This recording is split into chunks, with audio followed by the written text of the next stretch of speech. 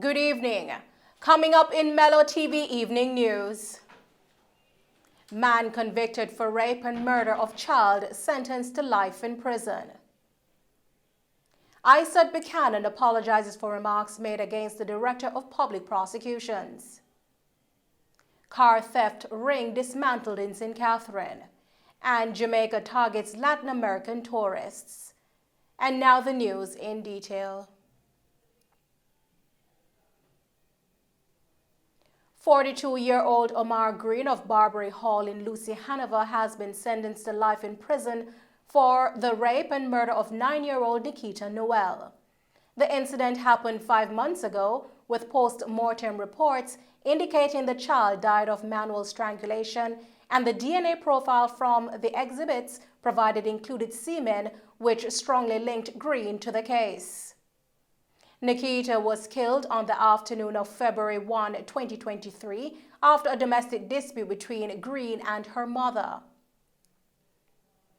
Reports are that the 9-year-old traveled from school with her usual taxi driver before she and other passengers exited the taxi at the usual spot, which is the foot of a dirt road leading up to the hill that leads to where the family lives. Nikita's mother raised an alarm after Nikita did not return home. After a search of the area, Nikita was found a few feet from her home. Green, who originally had the threat of death penalty, will have to serve 50 years and 7 months in prison before being eligible for parole. Attorney-at-law Isaac Buchanan has apologized for his sexually explicit comments about Director of Public Prosecutions Paula Llewellyn on a YouTube program. He expressed regret for quoting a Vybz Kartel lyric and resigned from his post as chairman of the People's National Party's Human Rights Commission. The government's move to amend the Constitution to increase the retirement age of the DPP and Auditor General from 60 to 65 years sparked controversy, which resulted in Mr. Buchanan's remarks. The Old Harbour Police on July 30, 2023 successfully dismantled a major car theft ring in the Greenwood district of St. Catherine. 2 men were arrested and 11 stolen vehicles, including 6 80 wagons, a Nissan Tida, a Mitsubishi Lancer, 2 Toyota Wish, and a Toyota Avensis were recovered. The police have urged persons to come forward and identify their stolen vehicles through a dedicated hotline at 876-203-3659. This operation is expected to improve security and combat car theft in the area. Nicholas Rubin, also known as Evil, a reported gunman from Burnt Savannah and Lacovia, St. Elizabeth, was shot and killed on Wednesday, August 2, during a confrontation with the police. During the incident, the police seized a Beretta 9mm pistol and 5 9mm cartridges at the scene. The St. Elizabeth police say they are closely monitoring individuals charged with serious offenses and residing in the parish. The Inspectorate and Professional Standards Branch Oversight Bureau and the Independent Commission of Investigations, INDICOM, are currently investigating the matter. In an act of generosity, a Jamaican couple from Florida who operate the Gales Landing Guest House in Treasure Beach, St. Elizabeth, spent over $1 million to provide back-to-school essentials to more than 300 people in the area. Sean Gale of Gales Landing spoke with Mello TV and gave details about the event. And so it's our goal to give back to this community because they've embraced us, and of course originally from Manchester we were transplanted to here, and I'm hoping to get old and retire and walk the streets and go fishing. And if I ever get lost, I want to be known as the nice guy down the road that they'll just hold my hands and take me back home. Alright, so I'm really excited about today, this health check, health fair, back to school, give back. Growing up as one of 9, I know what it's like when it's time to go back to school, and you know, you need shoes and you need uniform and you need supplies, and so we decided that it was time for us to ease some of that pain, knowing that it still exists in some family. Even though, thank God, our kids are up and out, and we don't have to buy bags for them, so we figured why not buy some bags for some of the kids in the community. And obviously, this was really my wife's passion for many, many, many years, and so I'm so happy to see it today and to see it kick off in the way it did. The couple donated books, bags, pencils, and other school items, as well as map books to support education in the community. Overjoyed at the opportunity to give back, the couple shared their happiness in making a positive impact on their hometown. My name is Sean Gale of Gale's Landing here in Treasure Beach, Jamaica, and today we are having our first annual back to school giveaway and health check. The idea behind this was to make sure that the children of the community have the resources that it takes to start their school year in September, and not only that, but just to put them on a trajectory for a successful educational life. In addition to our educational component, we have health checks here today. There's blood pressure screening, cholesterol screening, blood sugar screening, dental screening for the children, vision screening, and hearing screening. We also had presentations today from the Great Bay Police personnel and fire personnel. So our public safety personnel came out today in full force to interact with the community and to give them valuable information.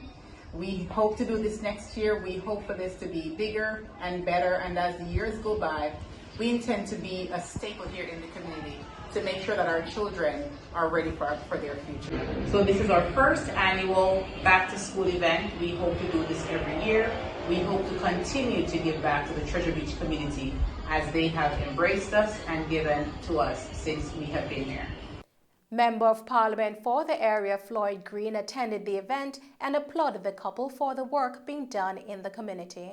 I personally want to congratulate you. I think this is a wonderful initiative. I must say how impressed I am that you have not just come here and try to maximize profits, but you've really come here to become a solid part of the community. And I've seen how you have led to the transformation of the area in relation to the various activities that you keep. You engage the community, you keep them together, you keep them entertained, but this is probably our most important initiative yet. You know, it's always difficult when it rolls around to back to school time for the parents to go above and beyond to provide for their children, and they try, and they do it, but any help is really appreciated. Plus the joy that you bring to the kids, as you can see on their faces, see them in the bounce about, I think that cannot be repaid. Scotiabank and American Express have joined forces to introduce the Platinum Card, a new service that will be initially available to qualifying Scotiabank customers by invitation. President and CEO of Scotia Group Jamaica, Audrey Tugwell, gave details of the new venture. So today we were very pleased to launch our partnership with the American Express, and for us that was a big, bold move, as this represents the ongoing efforts of Scotiabank to continue to innovate and to reimagine how to create new experiences for our clients. It fits within our suite of products in terms of allowing our customers not only to focus on their long-term plans, but to experience the luxuries in their day-to-day living. This is a first in the region. Scotiabank is the first financial institution to bring the Platinum American Express card not just to Jamaica, but to the region. The metal card will grant access to American Express Merchants Network, enabling customers to enjoy various travel, lifestyle, and protection benefits. Commercial Vice President of Partnerships with Banks of American Express for Mexico, Central America, and the Caribbean, Mario Luna, highlighted some of the benefits of the Platinum Card. In alliance with the Scotiabank, starting today, we will be able to offer, for the first time ever in Jamaica, the American Express Platinum Card. This unique product This is a unique product, not only because it's the first metal card in Jamaica, but this card has also very exclusive travel benefits and premium experience as was shared. For example, I like a lot to have access to the Centurion Lounge VIP airports in almost every part of the world.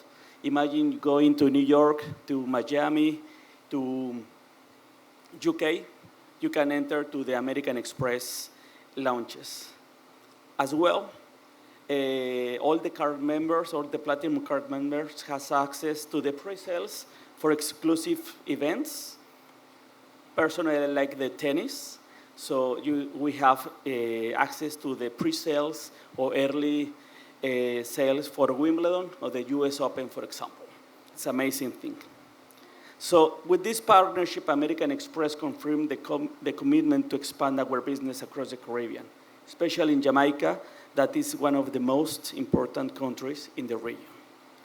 Minister of Tourism Edmund Bartlett is aiming to revive the country's tourism sector by attracting 250,000 visitors from Latin America in the next 5 years, stating that he sees the region's 6 million people growing middle class and significant market potential as an opportunity to capitalize on.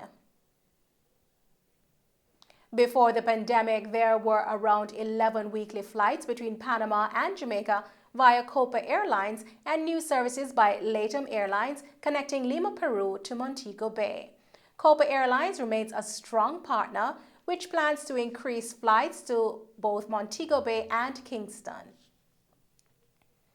Minister Bartlett is currently in Latin America leading a team of tourism representatives to engage with local authorities, ministries, and airlines.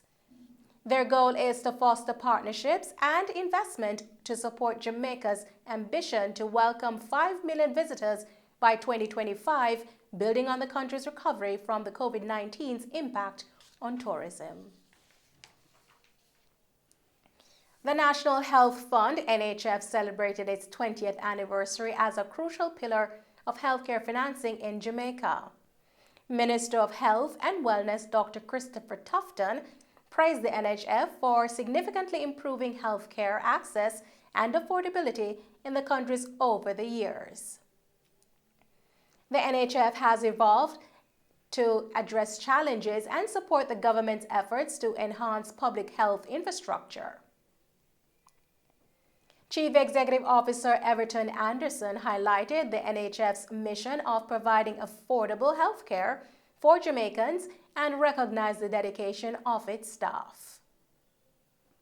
Since establishment in 2003, the NHF has paid around $60 billion in subsidies and spent approximately $80.7 billion on the public sector pharmacy subsidy program.